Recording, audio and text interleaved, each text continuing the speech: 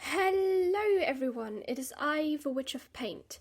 This week I had a little bit of an art block and didn't know what to draw, so I asked a friend, as I usually do when I'm not sure what to draw, and she suggested I draw her little baby chicken, Vivi. She's adorable, really cute, so I agreed. And I started drawing little Vivi using a picture that my friend sent me of a little chicken, obviously, because otherwise I wouldn't know what the chicken looks like, because we're quite a few countries apart, my friend and I. But she sent me like a few different pictures, and I chose the one where Vivi is kind of like strutting along, just because she looked confident and sassy. So I decided that's the one I'm going with. I ended up making her quite small, though, on the page itself. I could have drawn her bigger, but I didn't, because I felt like maybe I can put something else on the other side, like in front of her, on the right-hand side of the drawing. But it took me quite a while to figure out what I wanted to draw on that side.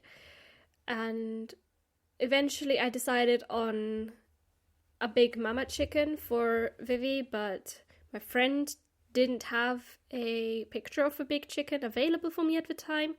So I kind of went to Pinterest and found myself an image of a big black chicken to use as a reference for the painting.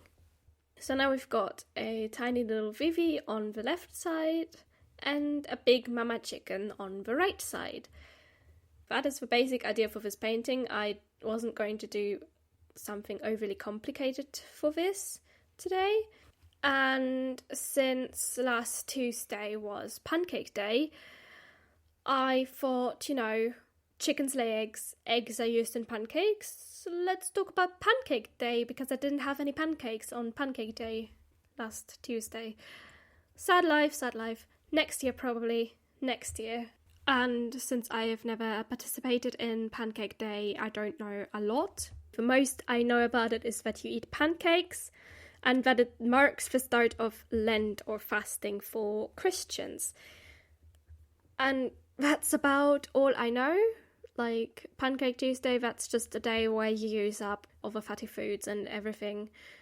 And pancakes are an easy way to get rid of all that stuff because it's an easy recipe. Everyone knows how to do it.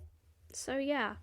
I have read that Pancake Tuesday always happens 47 days before Easter, so the exact date on which it is celebrated obviously moves around with Easter, but it is always going to be 47 days before Easter happens, and Easter's the end of Lent, obviously. We'll probably have an Easter video at some point. Maybe I'll paint a bunny. I think that's going to be fun. I've already got a rabbit fairy, so not gonna do that again. Might do a fairy with a bunny though. Anyway, I'm getting distracted, lol. Let's get back to the topic at hand. So it marks the start of Lent, and you have to use up all your eggs and butter and whatever other foods you're going to have to restrict during Lent. The first time I ever heard of this concept was at my Catholic school, and it confused me because I didn't get why there was a separate day where you had to specifically eat pancakes. Like, what was up with that? It was what I was thinking. Now I obviously know what's up with it, but it confused me a bit because Shrove Tuesday to me as a German is Carnival. And in Germany, you would usually dress up, have a little bit of fun, maybe go to the city's parade, where the people that were on the wagon were usually always throwing sweets. And a lot of times, I remember one time I was given an umbrella to catch the sweets. That was very fun. And so Pancake Day really was something very new for me when I got to England, but, always better to learn something new, but I only ever really vaguely only knew about some things that they do on this day, namely the pancake eating, which is kind of like the obvious thing. That's the whole thing that the holiday is named after, at least here in England and Ireland, I think. is also about that. The tradition of doing this sort of thing where you kind of like eat everything you can before Lent begins is quite old. And it's also not limited to Christianity, obviously. I think in general, people, when they decide that fasting is going to be done soon, they usually always eat up everything they can before the fast starts. So they don't have too much food in the house that they're not going to eat because they're fasting.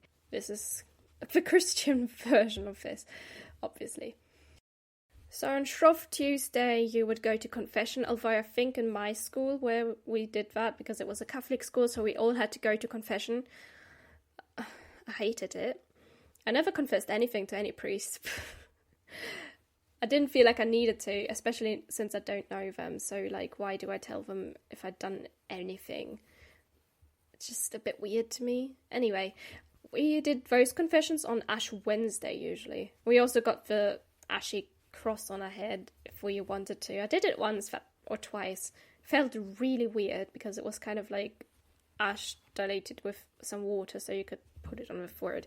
Anyway, that's not the point of this. So I tried to, look at Wikipedia, see what they have about Pancake Tuesday, but Wikipedia didn't have much on this. Well, they did, but they only glossed over traditions around the world and for some reason named all the different names that this day has around the world. Like, you've got Shrove Tuesday, Mard Inid, which I don't know how to pronounce properly, but that's what the Irish apparently call it. And Germany, we call it Fastnachtsdienstag or Faschingsdienstag or Karnevalsdienstag or Veilchendienstag. Yeah, no, I don't know. I don't know why we Germans have this habit of naming everything 4 times, apparently. Well, to be fair, the English also have 3 names for this day: Pancake Day, Pancake Tuesday, and Shrove Tuesday. So I guess they're not one to talk either. Anyway, I did eventually find something interesting. I've already heard about this, but it's nice to find something that's a little bit more detailed about this, which is the pancake race. And the most famous one of these pancake races is in Olney, which is in Buckinghamshire. And I hope I pronounced that right. I've spent enough time in England to know somewhat what they should be pronounced like, but, different regions will pronounce it differently, so correct me if I'm wrong. But this tradition supposedly started in 1445, when a woman heard the church bells ring to call for mass while she was making pancakes. And she decided, no, I'm not going to put my pan down. I gotta get to church. So she kind of ran there with the pan and the pancake. Little surprise, I guess, for the congregation. I wonder if they shared it between them, or if a priest just took it all, or if she ate it while praying. That's probably all the unnecessary details that I want to know. And so in the race in Olney, they will dress up as this woman, the women that participate in the race, because it's just women. They will put on an apron, a hat or a scarf, and they will get a hot pan with a hot pancake.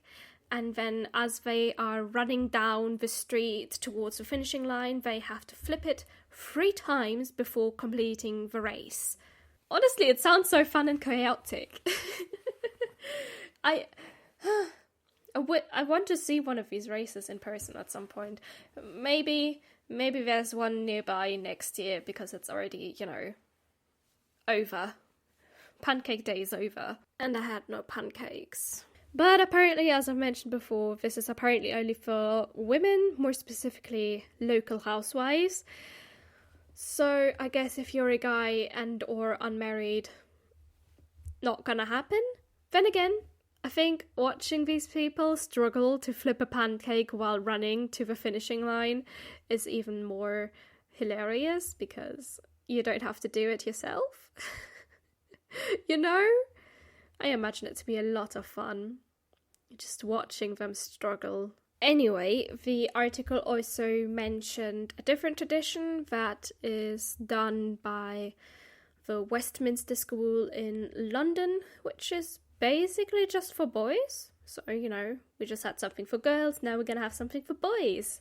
I don't know why this festivity has to separate the genders. It doesn't make much sense, but oh well, I'm not a Christian, I guess. So who am I to say? But basically they have a verger from Westminster Abbey lead the boys into the school playground, and then their cook tosses a pancake over a 5-meter bar, and then the boys have to run to the pancake, grab a piece, and the boy with the largest piece gets some money. And so that's 2 traditions that people do on Pancake Tuesday. I'd love to hear what you guys do for Pancake Tuesday. Well, not just Pancake Tuesday, but, Shrove Tuesday in general, because, as I've said, Wikipedia sort of kind of like generally glossed over a lot of things that are done on this day. So I'd love to hear something from you about this, So, anyway, let's talk about my painting of chickens. Both of these are obviously black chickens, because Vivi is a black baby chicken, so obviously the big mama chicken that I drew to the right of her had to be black as well. So I started out by working the dark black colours, so wet and wet, on the paper first, and I added a little bit of indigo as well towards the end, I think. When I went in for my second layer, I think I kind of don't remember, but I wanted it to spread a little bit and make it look fluffy, but I didn't quite succeed with that. I'm gonna have to practice that technique a little bit more, because I seem to have struggled with it a little. I struggled with the last time I tried to do that sort of thing. It takes a couple of tries, but in the end, I don't think it looks so bad with this painting, as I went over with it anyway. I didn't draw any individual feathers on the large chicken, because I just thought that might just distract a little bit, and the light was coming from the right-hand side anyway, from behind, sort of. Because I know in the reference that I used for the big chicken, it didn't, but for Vivi, the light was coming from the right-hand front side, kind of, and I had to make the chickens match, so I tried to make the lighting situation the same for both of them. Worked out okay, I think. It looks quite nicely. And then I randomly decided that the top needs a little bit of something, and so put down some paint as wet as I could and blew on it with a straw. Ended up looking a little bit creepy, but I can't change it now, and I think it looks okay regardless if you just ignore the fact that it looks creepy, It's fine. It looks good. The chickens are cute, right? The chickens are looking cute, and that's the main thing. Yes. Poor chickens. I'm sorry. I made that right-hand thing accidentally look like a hand grabbing for them, and anyway, I made sure that Vivi is most fluffy out of the 2, because, well, she's a little baby chicken, so it had to be fluffy. Big chicken, also kind of fluffy, but not quite in a way that, there's a little bit of fluff sticking out, you know what I mean? I also had a little bit of a struggle with the eye of the big mama chicken. It was supposed to be yellow. I put in, black for the pupil, and it was a bit too big of a drop, and the paint of the yellow eye hadn't dried completely when I tried to put it in. This is just a thing of me having no patience, or at least not enough to wait for it to dry completely, and that messed up the eye a little bit. I salvaged it in the end, went over it again, put in a white highlight. It looks good, but really should have been more patient, shouldn't I? Lesson learned. But then again, you know what they say, there's no mistakes in art, only happy little accidents. and I guess this was a happy accident. Anyway, let's get into the final result because we're at the end of the video. Love it. I hope you like the way that this has turned out. I kind of like the way it did. It was a nice change to not do a completely, fully detailed background and just have like something a little bit suggested there, like the branches that are on top and the little shadows underneath the chickens, and the rest of it just to be white space. Was a nice change because, I don't know, maybe I was just getting tired of doing a full, complete painting. I'll be ready to do some proper painting next week, possibly. I don't know what I'm painting yet. I'll plan that out probably soon. Anyway, if you liked this video, like, comment, subscribe, and maybe check out my socials down below. And, if you wanna, I'll stream every Wednesday and Friday on Twitch, so the link for that is down below as well. I'm the Witch of Paint, and I'll see you next Sunday. Bye!